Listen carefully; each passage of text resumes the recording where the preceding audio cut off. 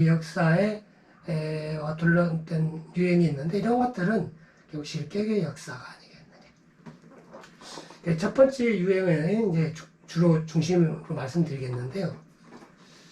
실패한 전쟁, 대명분이 없는 난, 우리의 뭐 사화, 조선시대 사화, 훗날 다 그 대명분이 없어가지고 그 복권됐잖아요. 그분들 신원되고. 훗날 관점에서 보면 다 대의명분이 없는 사화였다는 얘기죠. 그건 어떤데 우리 조선사의 실격의 역사장면으로 우리가 표현할 수 있다. 그 다음에 악법을 제정하고 시행하는 이런 건 뭐 대실정 역사. 과거에는 이제 개혁을 변통이라는 말로 주로 표현했던 것 같은데요.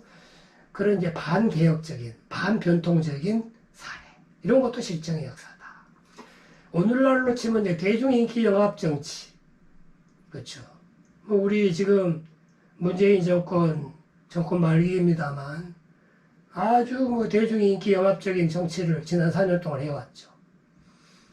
뭐 훗날 사관은 어떻게 평가할지 모르지만 저는 개인적으로 YS 못지않은 아주 평가가 낮은 대통령으로 기록될 가능성이 지금까지는 높다고 저는 보고 있습니다. 물론 우리 참석하신 선생님들 중에는 저와 생각이 다른 분들도 적지 않으리라 봅니다만 아주 실망이 큽니다. 저 문재인한테 한 표를 던진 사람으로 속지 않은 마음으로 지금 지켜보고 있습니다. 이런 게 실격이, 제 개인적으로 평가하라면 실격의 역사의 장면이다 이거죠. 그 다음에 세종을 이제 아까 말씀드린 대로 세종 평가할 때 우리는 세종의 좋은 점만 전부 평가를 하죠. 세종대왕 좋은 점 많으시죠. 무엇보다도 이제 한글 창제에 압도적으로 지도자 역할을 했죠. 세종 혼자 만드신 건 아니지만 그런데 뭐 그 외에도 뭐 과학기술 문명을 발전시켰다. 뭐 백성들의 아픔을 뭐 보듬으려 했다 하는 세종을 위한 수많은 얘기들이 있지만 지금 제가 여기한 요 세 가지 이는 대실정회입니다. 노비종목법을 시행해서 재시행했죠. 18년 만에. 자기 아버지 태종 이방원이 노비는 줄여야 되는 거 아니냐. 그래서 고려시대 때부터 쭉 유지되어 왔던 법을 바꿔서 노비종후법, 아버지를 따라서 노비가 되도록 하면 시간이 흐르되면 노비가 줄게 되어 있습니다. 근데 이제 엄마가 이 노비면 자속이 노비가 되는 게 종목법인데요.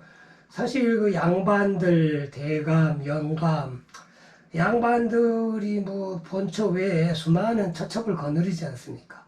그 중에 이제 상당수가 이 천민입니다.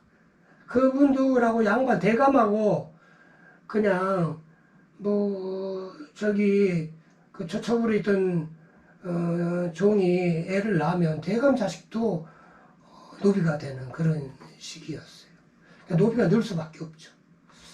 그다음 서울 자대제를 이제 이방원 태종이 도입을 했는데 세종이 이걸 엄청나게 강화합니다. 쉽게 말하면 집행을 강화하고. 이 두 가지 제도만 가지고도 우리나라를 제가 곧잘 예를 들면 서울에 서초구, 강서구에서만 인재를 뽑아서 대한민국을 다스렸다. 그러니까 전 국민의 2% 남짓한 데서 인재를 뽑아서 전국을 다스렸다 이거죠. 조선시대 내내 그렇게 거의 유지됩니다. 얼마나 이게 인재의 낭비입니까? 그 뿌리를 만든 게 태종이고 강화한 분이 세종이에요. 실질적으로 서울 자대제는 세종 때 완성이 됩니다.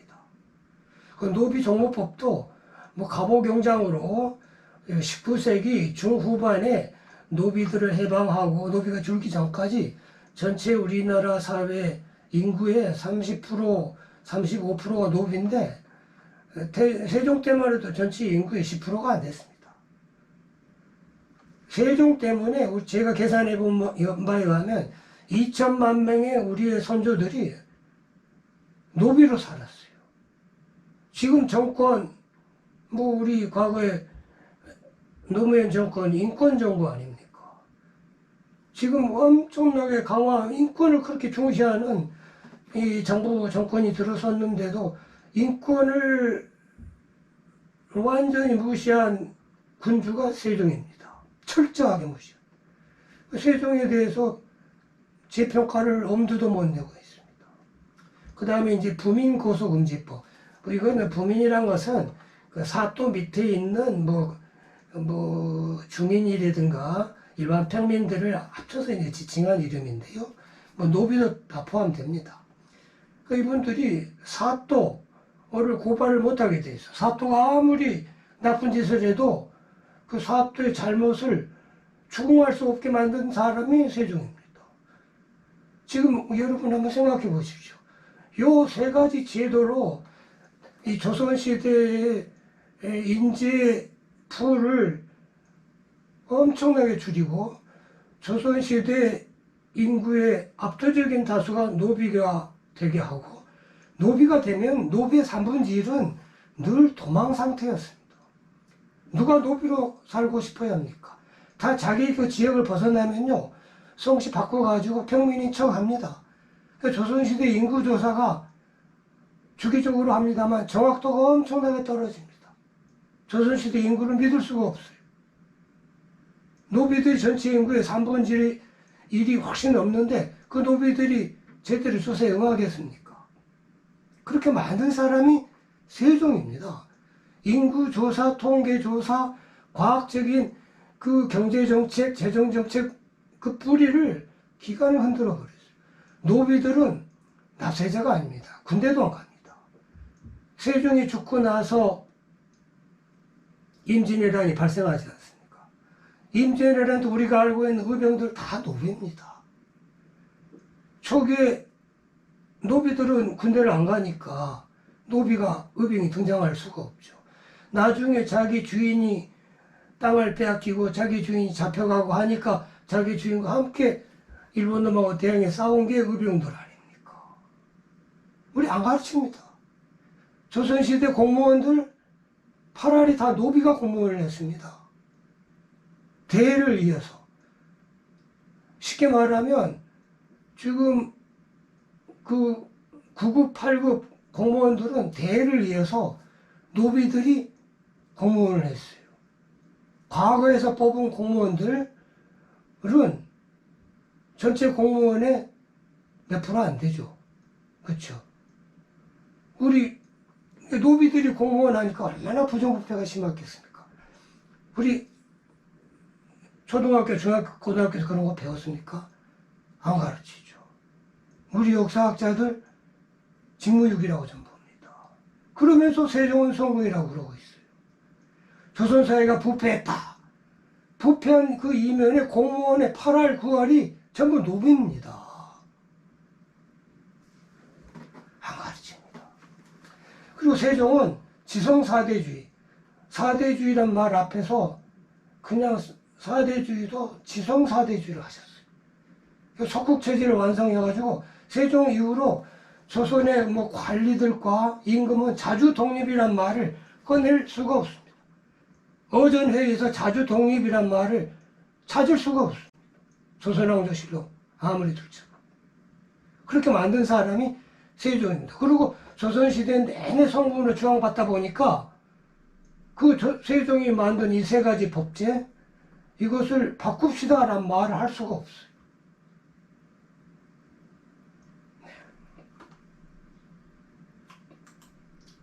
그 다음에 지금 여기 이제 그 세종 성군론에 대해서 상당히 좀 우리 선생님들 듣기 거부갈 정도로 제가 얘기를 했는데 그냥 적당히 가감삭감하고 받아들이시면 되겠습니다.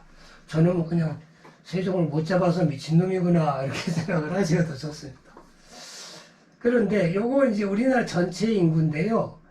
전체 인구고 요 하얀 게 반일 종족주의입니다. 일본 다 싫어하잖아요. 그렇죠.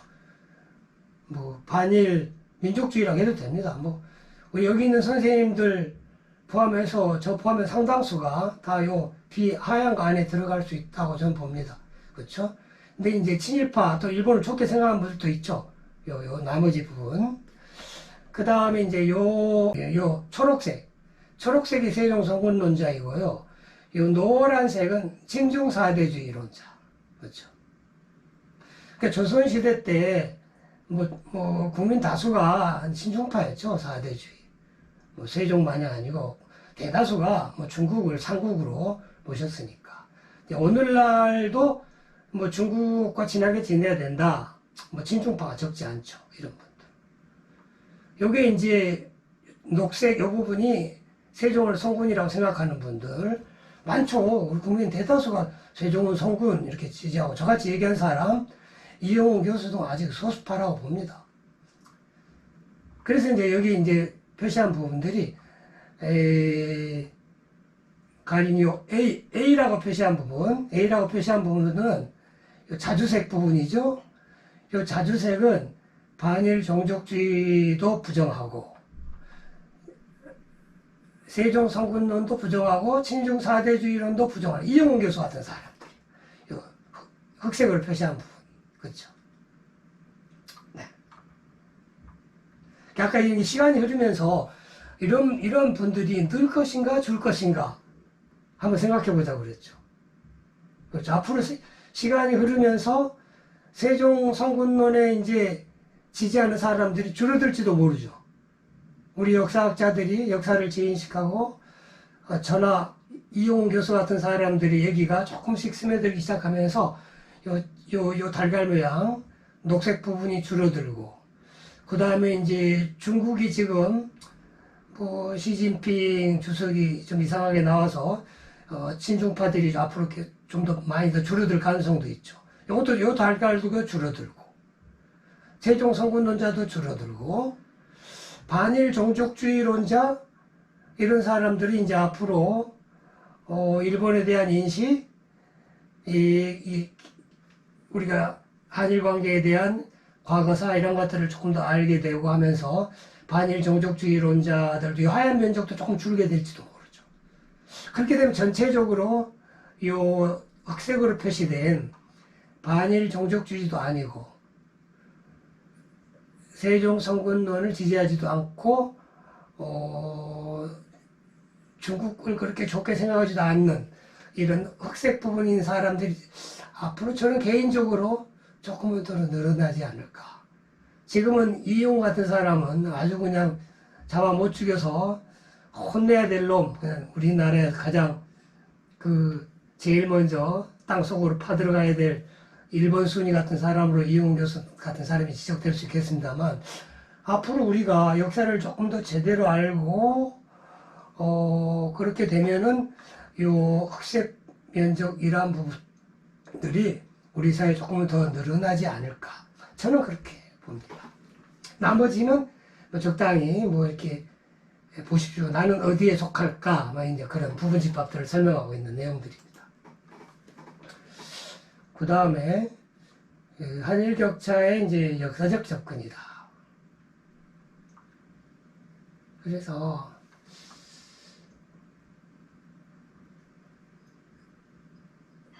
사실 우리 지난 600년사의 처절한 장면들이 임진왜란 국권피탈 한국전쟁인데 사실 우리가 임진왜란과 국권피탈은 일본과 연관되어 있잖아요.